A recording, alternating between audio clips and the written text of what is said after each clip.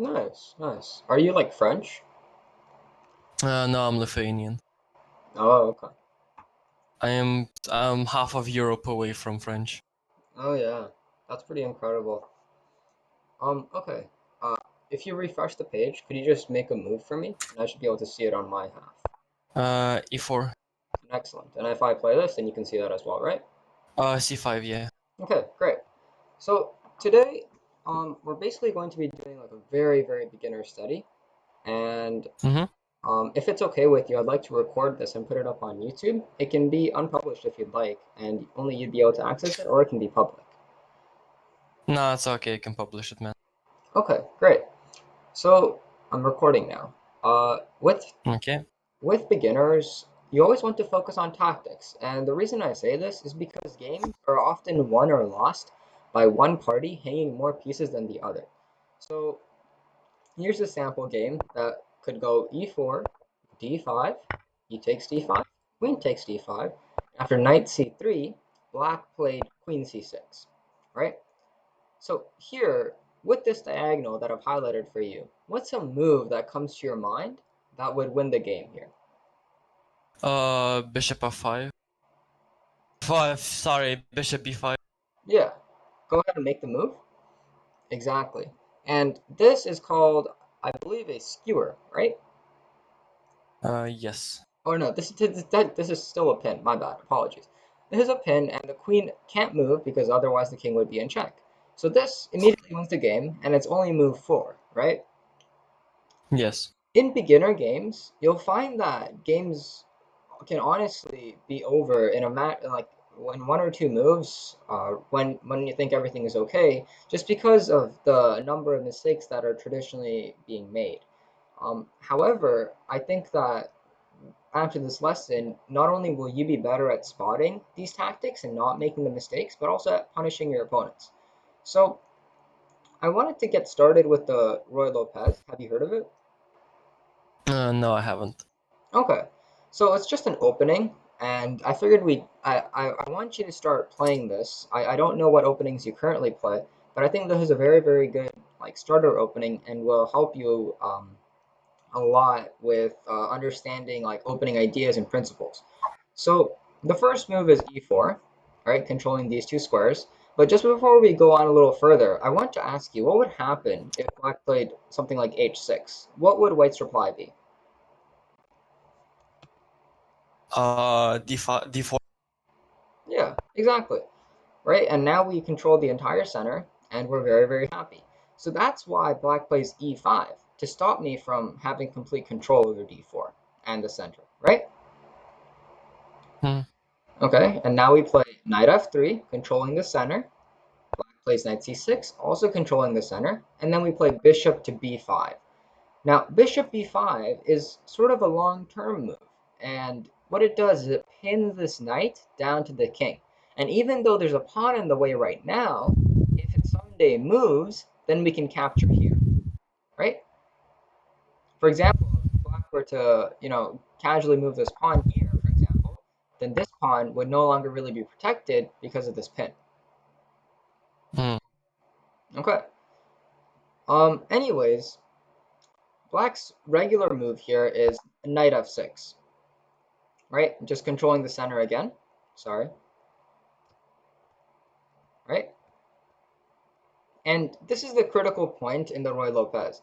So after bishop b5, we're already in the Roy Lopez. But after something like knight f6, what would you want to play here? What's your next move? 4 knight. Sorry, C3 c3. with knight. Oh, okay, knight c3. No, knight C3. Knight.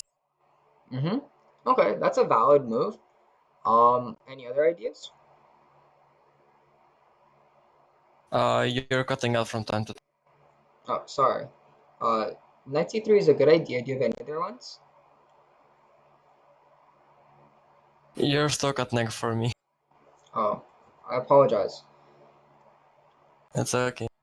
Probably because different continents. Yeah. Could you repeat that? Yeah, one second. Let me just try and use my other mic. Maybe that would help. All right, can you hear me more clearly here? Hello? Yes, hello? Yeah, can you hear me more clearly here? Yes, much better. Okay, great. We'll just continue like this then. Uh, Okay. what other moves do you see other than knight c3 here? D3 pawn. Mm-hmm. Anything else? Queen E2. Okay, this is interesting. So you're very, very concerned about this pawn, right? Our d4 pawn. You want to Yeah. protect it. Okay, well, this is going to be a shock for you, but I'm going to recommend you the move castles. Okay? Okay. And you might be wondering, well, what kind of chess coach are you? You just hung a pawn. I mean, but after knight takes e4, do you see what the point was of castling?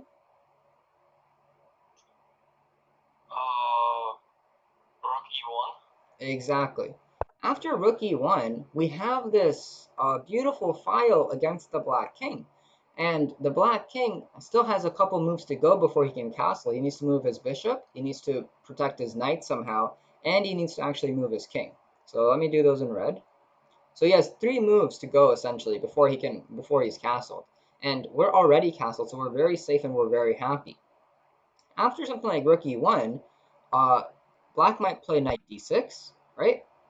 And this pawn, as you can see, is now attacked twice. So the best move here is just knight takes e5, and now this file is completely open. Now, let's just play a random move for black. Let's say that he takes this bishop, right? He's like, all right, well, this bishop is hanging, I'm going to take it. Do you see a tactic for white that wins the game here? Take knight. Mm-hmm. Okay, and after I defend? Take queen. Yeah, exactly. So do you see how just even having this one open line kind of led to all of this being possible? Yeah.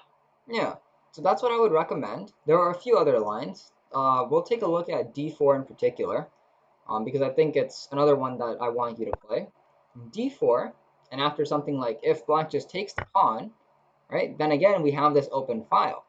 And I want you to castle, and if black defends their pawn, right, otherwise we can take it, because we have 2 attackers and only 1 defender. So black adds another defender here. Does that make sense? Yeah. Okay, then we can play something like e5. And after the knight moves, now the knight is vulnerable because it's no longer protected. Right here, it was being protected twice, and it was very safe. But here, there's nothing protecting this knight. So after even a simple quiet move like c3, you can see how there's already complications. If black decides to take this pawn, then we're up knight, right? And if black just plays some random move like h6, then we just take in the center, and we have this great strong center, right? Yeah. And even if black just plays normally and plays the correct move of bishop e7, then we still take this.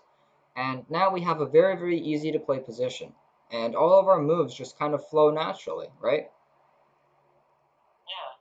Yeah. Okay, so this is what I kind of want you to play. You can come back to this after our session today is done if you want to take another look at it. Yeah.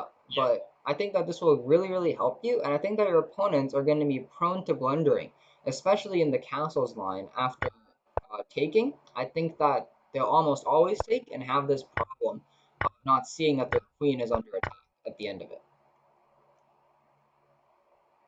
Yeah, Oh, it's gonna be definitely useful at 800. yeah. Okay, great. So let's move on. I want to take a look at some tactics. So here's a tactic. It's white to move. What would you play? Or rather, before Knight B6. Triple fork. knight b6. Okay, and after I take. Oh. No, it is a triple fork. It is a triple fork. It is a triple fork, but it does lose the knight. It does lose the knight. So maybe not that, but it's good that you're looking at knight moves. What else do you see?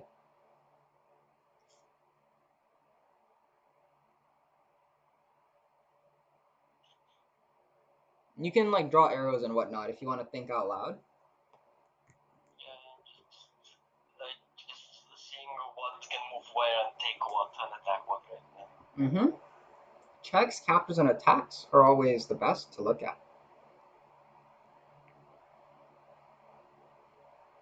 Well, as much as I see that the queen's hanging, I can probably attack that somehow. Mm-hmm. The only move, the first move that came to mind was knight, but that takes, so that's not a good idea. Mm-hmm. Maybe takes, so it's a double attack on the queen.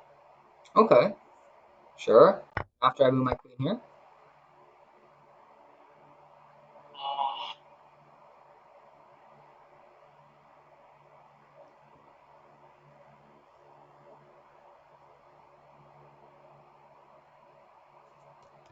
attack knight. Not quite, not quite. There's a really, really good move here, and I want you to see it.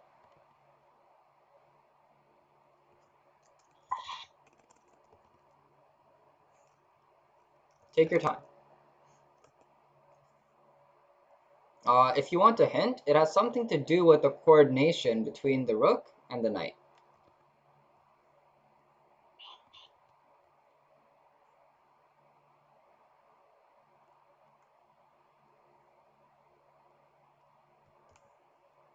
There's no way it's rook push to e5. Nope. Yeah, it's not really. Oh, the queen. Yeah, fork the queen, and also it's checkmate. So you're winning the queen, and it's mate because there's this bishop here. This knight controls these two squares, and this pawn can't take because of our rook. Okay, so I this, did not see that checkmate whatsoever. yeah, so it actually existed all the way back here as well, with this just being checkmate immediately. But it's okay that you had different ideas at first. Um, Whenever you have pieces set up like this, right, in any game, I want you to look at checks, right? So checks first of all. So what checks are possible? There's two possible checks in this position. Rook e7 Hmm. and the knight e6. Yeah. So those are the two possible. Sorry, is everything okay? That's my phone. Sorry, I'm just turning off notification. Mm-hmm. Okay. Right. So whenever you come at a position and it looks like you're attacking, right? It seems like you have three attacking pieces. I want you to always look at checks first, right? And obviously this is a little silly, but this check would have immediately won the game. Afterwards, I want you to take a look at any captures, right? So this is a capture, and this is a capture, and this is a capture. Very good. And then I want you to take a look at attacks. So what you initially saw with this is the last thing that I want you to look at. Okay. Yeah. All right. Anyways, let's move on to tactic number 2.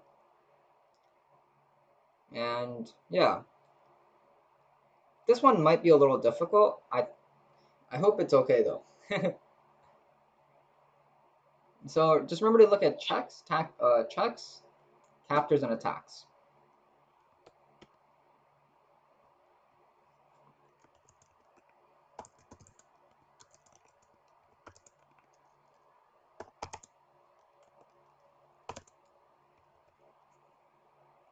The only check I see is this, but that just destroys my rook from. Really?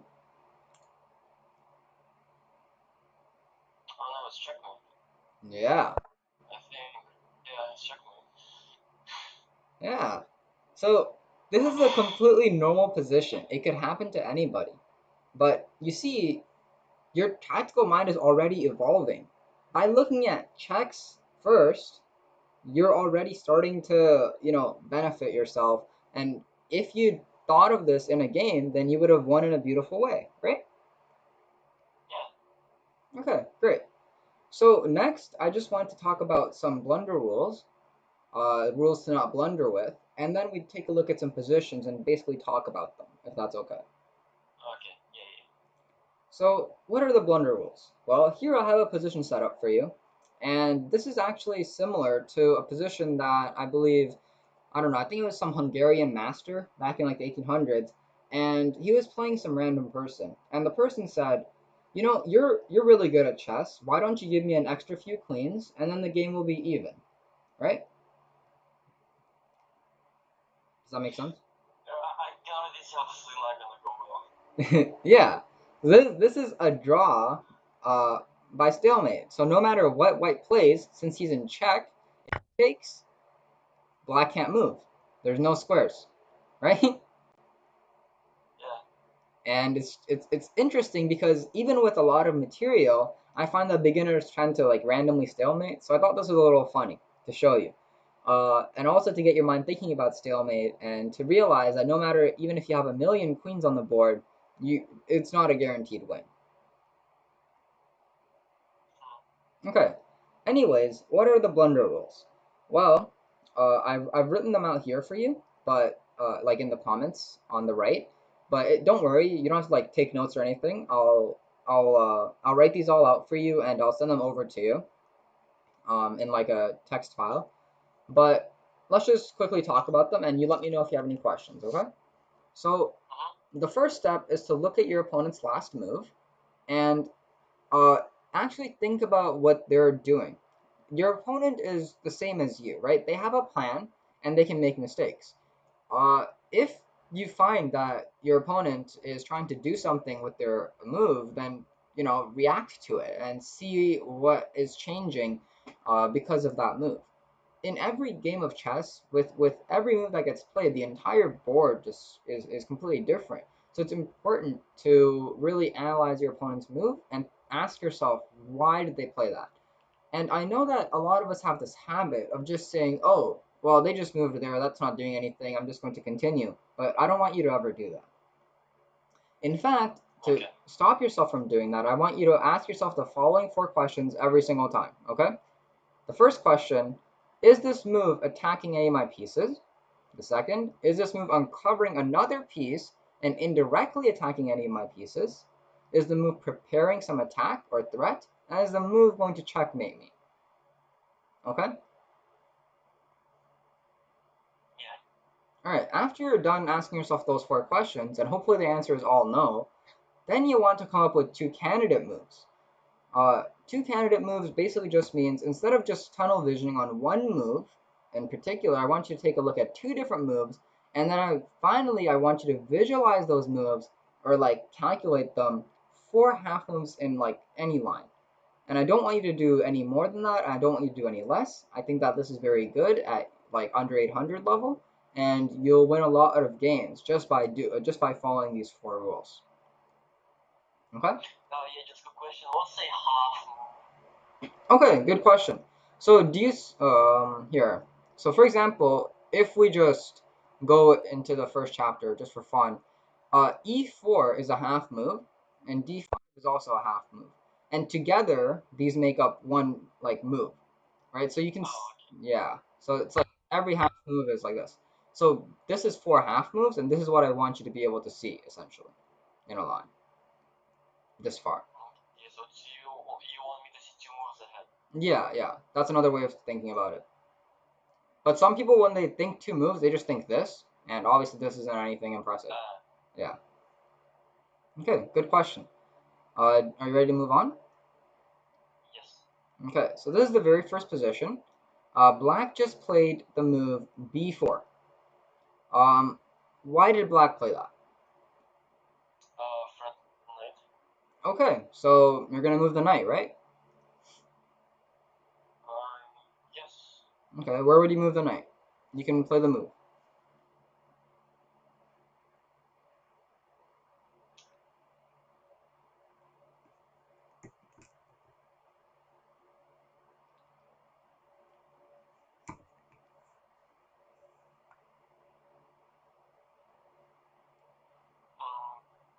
A4, B1, E2. Okay. One of those 3. Okay, interesting. You know that knights are best in the center, right? Yes, but here it's for going for a trade. Yeah. I mean, then the bishop can take in. I think we're doing okay there. Right, we're hitting the queen, and black is forced to take, and then we can take. And now we have a good bishop. And we have some ideas of an attack. Someday, I don't know. Maybe not. right? But Yeah. going back, there's a different thing that's happening here as well. Yes, this is attacking my knight, but something else is also happening. So I want you to try and see it.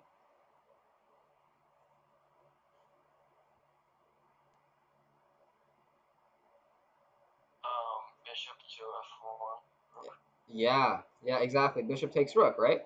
So you wouldn't have Yeah. seen this immediately, and if you just moved your knight to a4, for example, then you would just lose your rook, Mm. right? So whenever your opponent makes a move, see if it's uncovering another piece for the attack, right? With something like b4, yes, your eyes immediately went to your knight and you wanted to protect it somehow, but you also have to remember that this also opened up this line for this bishop. So the only correct move, oh yeah, here you can find the correct move in this position if you'd like. E2. Yeah, just knight e2. And we stop this attack and we get our knight away from this square. Okay, excellent. Let's move on. Here, white just played the move d4. Why did white play this? Control center. Mm-hmm. What else? Attack pawn. Okay. And what else?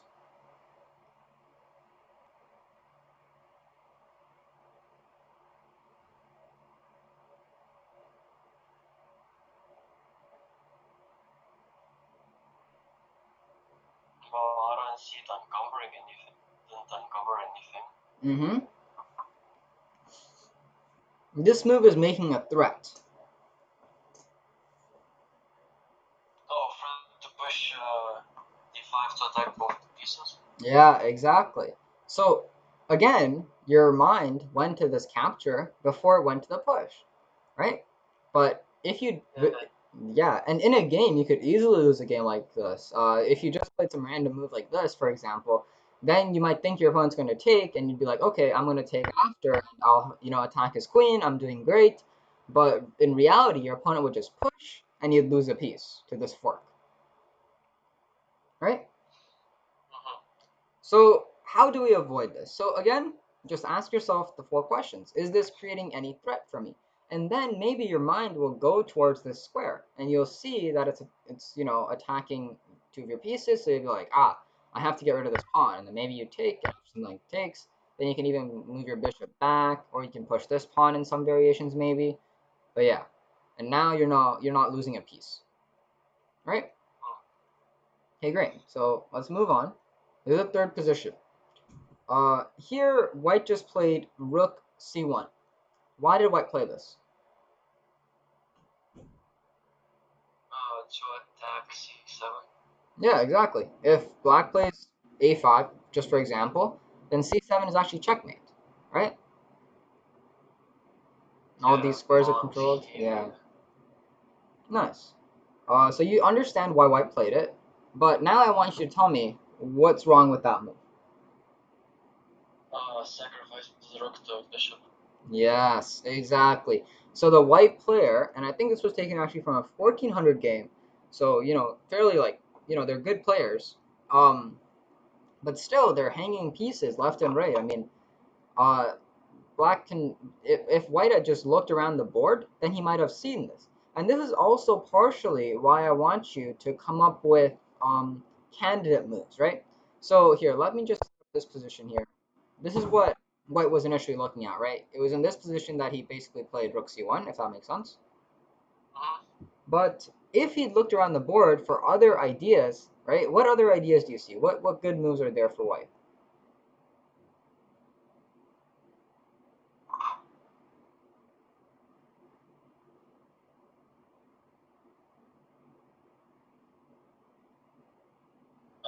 Just rook to c5 maybe to attack both pawns. Okay, but both these pawns are defended.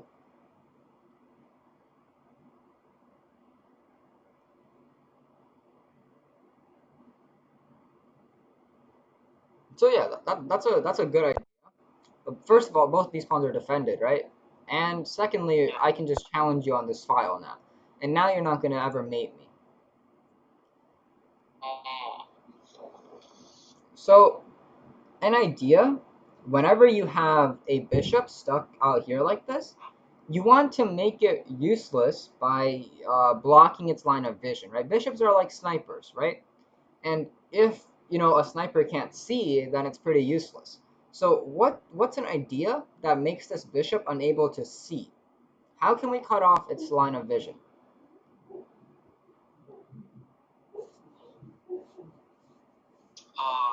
Knight d2.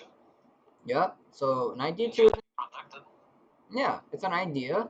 And then we can threaten rook c1, for example, right? Yeah. If now white plays two random moves, then it's mate, and we're very lucky. Or the other active idea in this position is to push the g-pawn, right? Because no matter what black plays here, we have this tempo, and this bishop has to move, and now we can basically own the c file. Even after something like takes, and the bishop moves away, this c file will be ours eventually. And this bishop is pretty useless here. It's looking at this rock. It can't go here. If it comes around here, then all these squares can be protected, and now the bishop has no good squares to look at, right? Do you see that? Like, this is protected, this is protected, this is protected. If the bishop comes here, yeah, it's safe there, but this is protected. Yeah. So we basically made the bishop useless, and now you can think of this as actually us being up a piece, because this bishop is not going to do anything for the rest of the game. Interesting, right? But even if we do set it up, can't he just like check and that's our rook's gone, but we're still up a piece, yeah? Yeah, I honestly don't think that's the best idea. I think that the best idea in a position like this, uh, I don't know. I mean, I just checked Stockfish and it recommends King E3, setting up for this eventually, and also this pawn push on this side of the board is good. So both those are ideas that I would also consider myself, and it's what Stockfish recommends as well. Um, for a human, especially in lower time controls, it can be difficult to play with a bad bishop like this. So as long as you like keep rooks on the board, then you can enjoy your space advantage. You're basically controlling every aspect of the board, and this king will eventually be here to support this pawn push, essentially, right? And we can even have ideas of moving our knight someday and playing this. Okay, so the last position of the day. Here white just played knight h4. Why did white play this? To fork these two pieces. All right, and what would you play as block here? Take of queen. Yeah, it's good that you saw that. I'm not even joking. A lot of students don't see that. They just move their rook. They're like, okay, time to lose the exchange, but at least I have a rook to do something, and my bishop looks strong, so whatever. But no, in chess, just remember that the opponents that you're playing against are at least as bad as you, if not worse. So chances are they're making as many mistakes as you see yourself making. So always check if they just blundered, and you might be pleasantly surprised more often than not. Just queen takes h4 just completely wins the game here. Okay, so we have a bit of time left. So are you an expert with checkmating with queen and king? Queen king. Not really, no. Okay, then we can practice it really quickly. I'll just set up the board here. 1 second. All right. Okay, so here, you play the white pieces, I'll play the black, and just go ahead and checkmate me. I'll give you 20 moves.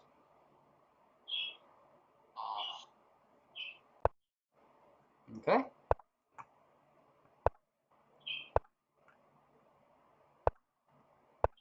If you stalemate me, you have to buy me a house.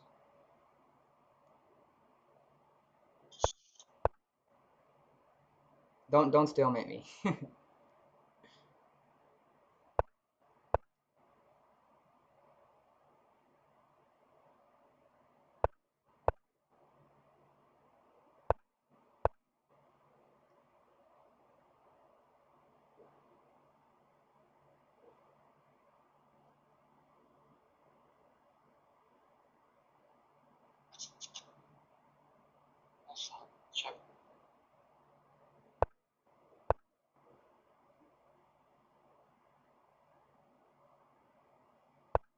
that shouldn't be that's a stalemate.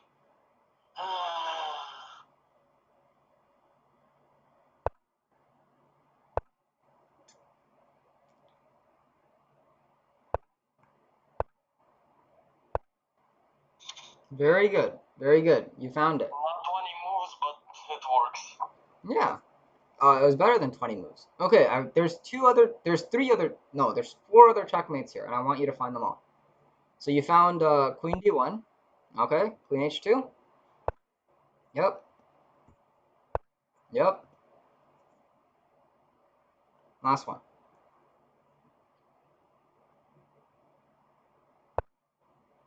Nope. Oh. Yes, there you go. Queen E1 also mates. Alright, so it seems like you're pretty good with this. You checked for a stalemate and you didn't blunder into it. So let's try now with a rook instead. How about that? And that will be the last thing we do. And then if you have any questions, we can go over that. So I'm going to throw black pieces. Oh, you want the black? No, it's like, for me, it's black pieces. Oh. I'm confused. Okay, now I can control what? Yeah.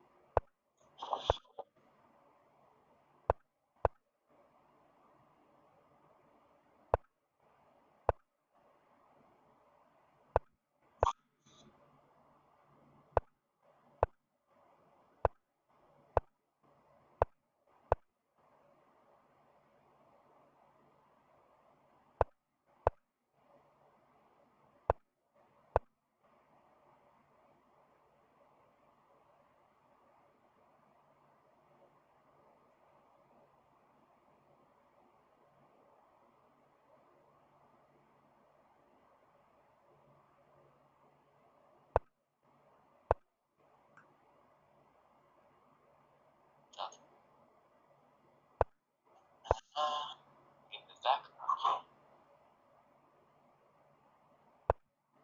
Okay, and that's checkmate. Okay, good. You found it on the 20th move exactly. So I think that you're fairly comfortable with this, but just as a rule of thumb for the next time, I want you to remember this position right here. You want to play something like rook here, rook c4, and you might be wondering, I mean, why do I want to do that? But here, just remember like this. Yeah, you see it already. But just remember this L formation, right? It's kind of like an L, a backwards L. Whenever you see this, that means that the king can only move backwards. Okay? Yeah. Okay. So, this is all good. Like, you're comfortable mating, so I'm happy. But this is a concept that I kind of want you to think about instead. This way you can never fail, even if you only have like 10 seconds left on the clock or something. Your rook has to act as a wall, right? And the king can never cross it. The king, Block the rings. yeah. The idea is that whenever you approach this position, when the kings are opposite one another and it's white's move, you can play rook here,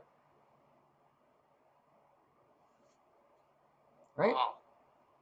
And the king is forced to move back. So the king moves back. We just take the rook to the other side, and eventually, if black clearly doesn't want to go here, because if black plays here, then rook just comes down, right? Yeah. So then black will try and run to the other side of the board. But the board eventually ends. And after black gets here, he has to bounce back. And then we create this again, this opposition. Right? Yeah. Okay. So here, I want you to mate me again. I'll play black here. You just play white and try and create that position again. The L.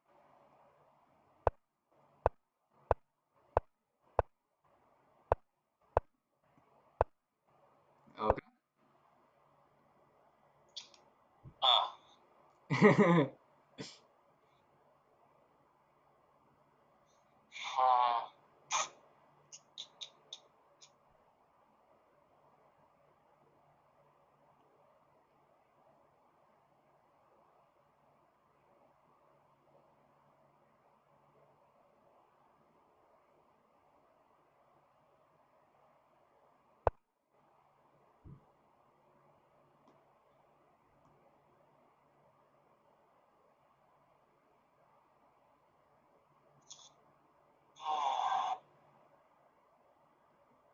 Do you want some help?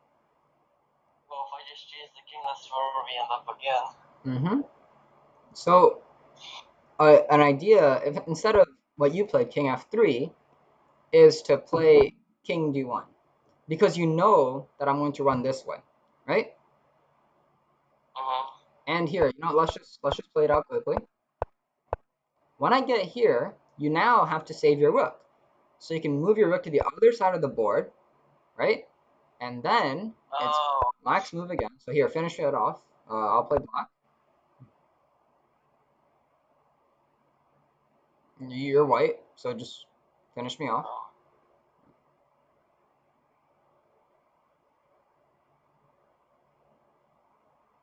I can't.